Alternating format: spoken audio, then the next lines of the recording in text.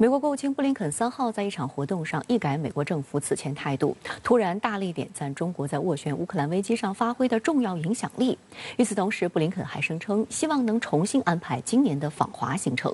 实际上，近期表示想访华的美国高官有点多，美国政府突然热络起来，释放什么信号？但另一方面，美国国会却开始起草所谓《中国竞争法案2.0》版本，企图进一步破坏中美关系。俄乌冲突爆发后，曾有多轮和谈，但因为美国为首的北约不断拱火而宣告失败。对于中方的斡旋努力，美方也一直态度暧昧，没有进行正面回应。然而近几天，美国的风向似乎有了变化。美国国务卿布林肯3号在《华盛顿邮报》举办的一场对话活动上一改此前态度，不仅对中国发挥重要影响力、斡旋乌克兰危机表示欢迎，还积极肯定了中方的立场文件，并称赞近期中乌领导人通话。In principle, there's nothing wrong with that. If we have a country, whether it's China or other countries that have significant influence, that are prepared to pursue a just and durable peace, and I'll come back to what that means in a minute, we would welcome that. And it's certainly possible that China would have a role to play in that effort. And that could be very beneficial. 华盛顿邮报记者伊格内修斯形容，当他向布林肯询问关于美中通过合作以稳定乌克兰局势的问题时，布林肯给出的答案坦率地令人惊讶。布林肯还首次列举了中方今年2月发布的关于政治解决乌克兰危机的中国立场的积极内容，包括各国主权、独立和领土完整都应该得到切实保障，减少战略风险，核武器用不得，核战争打不得，以及逐步推动局势降级缓和，最终达成全面停火等。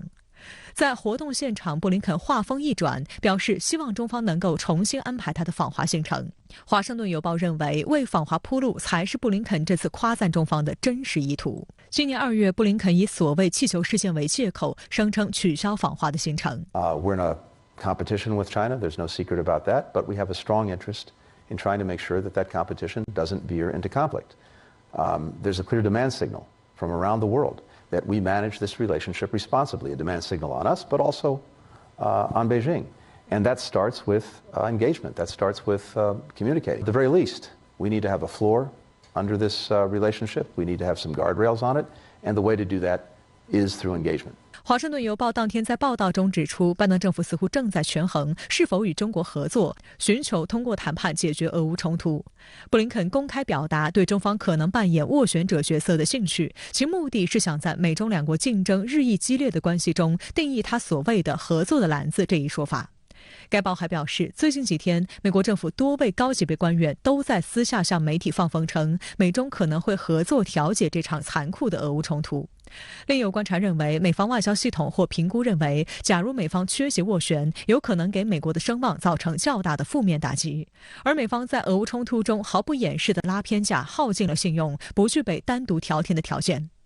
深圳卫视注意到，近一段时间以来，美国各个领域的高级官员在不同场合公开表态，呼吁中国加强沟通，并着重强调了访华的意愿。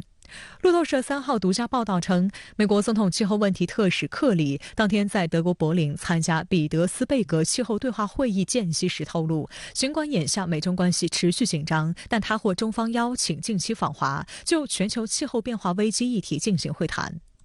克里还说，尽管双方在其他领域存在分歧，但美国和中国作为世界上最大的2个经济体，必须合作应对气候变化。去年时任美国国会众议长佩洛西窜台后，中方停止了8个领域的对美交流合作作为反制，气变就是其中之一。对于克里声称受邀将访华，外交部发言人毛宁4号在例行记者会上进行了回应。在气候变化问题上，中方的立场是一贯的。关于你提到的具体访问，建议你向中方的主管部门了解。外界还注意到，延宕数月的中美航线问题3号有了积极进展。美国交通部当天发布声明，批准中国的航空公司将每周往返中美的航班班次从8个增加至12个，这与美国的航空公司往返中美的航班班次数量相当。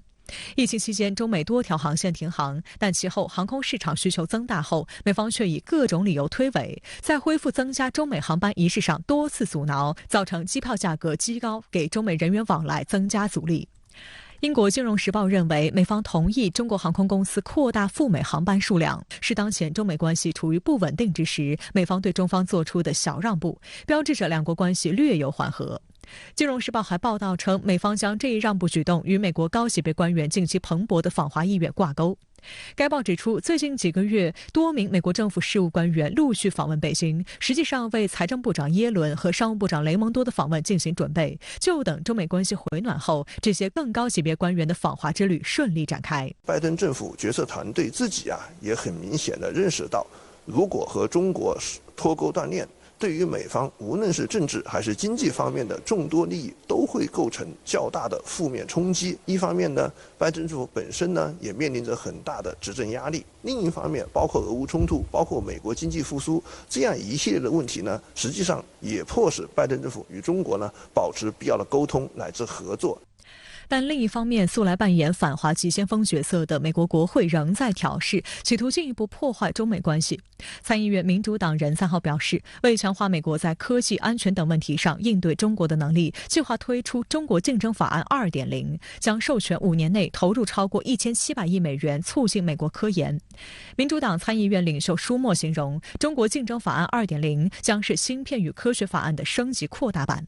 对外经济贸易大学国家对外开放研究院研究员熊礼立向深圳卫视分析，从内容上看，中国竞争法案 2.0 延续了美国对华竞争的一贯思路，主要就是在安全和科技领域对中国进行遏制，但从动机上来看，仍然值得警惕。美方目前呢这种如意算盘，说到底呢，就是希望永远的将中国置于全球产业链、价值链的低端的位置，让美国呢永远能够享有那一种垄断性的技术霸权，同时呢，利用台湾问题等一系列其他的安全方面的问题呢，对中国继续进行遏制，从而呢从整体上确保美国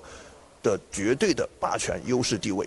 所以呢，这样一份中国竞争法案 2.0， 尽管呢它没有太多的新意，但是呢值得我们警惕。需要指出的是，去年的芯片与科学法案让拜登政府可以授权数千亿美元补助美国半导体商回流美国，打造美国供应链，促进研发新技术。但获得补助的美国企业被限制出口先进半导体技术至中国或对华进行相关投资，这一规定引发美国半导体行业的不满。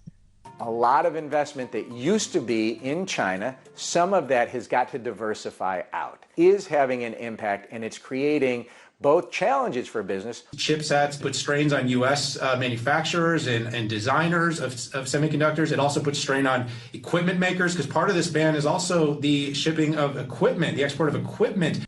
美国半导体行业协会总裁兼首席执行官约翰·纽菲尔近日接受采访时就表示，中国是美国半导体最大的市场。尽管美国政府存在所谓国家安全方面的顾虑，但美国半导体公司不能缺席中国市场。对此，外交部发言人毛宁表示，中国是世界最大的半导体市场，美方打压遏制的不仅是中国，而是要剥夺广大发展中国家科技进步和正常发展的权利，将这些国家永远压制在产业链低端。这种自私自利的科技霸凌行径不公平、不合规，破坏全球产供链稳定，不利于世界经济发展，最终也将反噬自身。中国坚持高水平对外开放，我们愿意同世界各国共同发展，共享机遇。同时，我们也将坚定捍卫自身的合法权益。遏制、打压阻挡不了中国发展，只会增强中国科技自立自强的决心和能力。